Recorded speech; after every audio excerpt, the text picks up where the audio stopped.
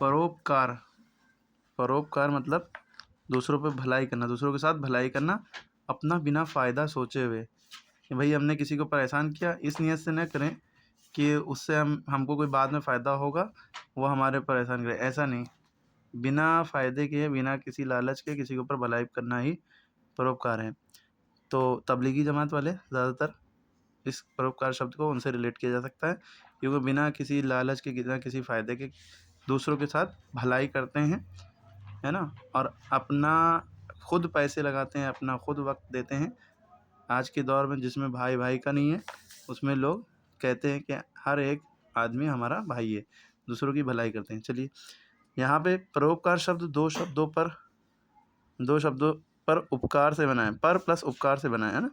जैसे पर का अर्थ होता है दूसरों की, तथा उपकार का अर्थ होता है भलाई, यानी कि दूसरों की भलाई। ओके? इस प्रकार कहा जा सकता है कि दूसरों की भलाई के लिए निस्वार्थ, यानी कि बिना किसी लालच के भाव से किया गया कार्य परोपकार है।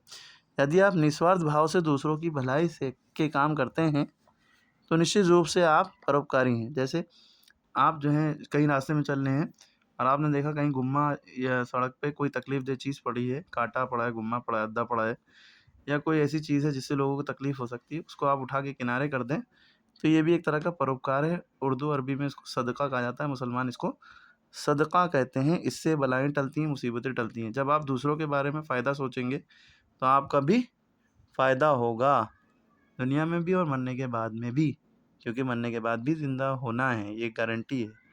दुनिया में एक ही बार आए हैं, ये नहीं कि बार-बार जन्म होगा। इस्लाम में मुसलमानों का ये मानना होता है कि इंसान एक ही बार जीता है, एक ही बार मरता है ना, दोबारा जन्म नहीं होता। जन्म होगा कब्र के अंदर, फिर ऊपर, जो कि आपको वो सब सारी चीज़ें परे हैं, उसके अंदर डिटेल में बाद में बताएँगे। तो निश्चित रूप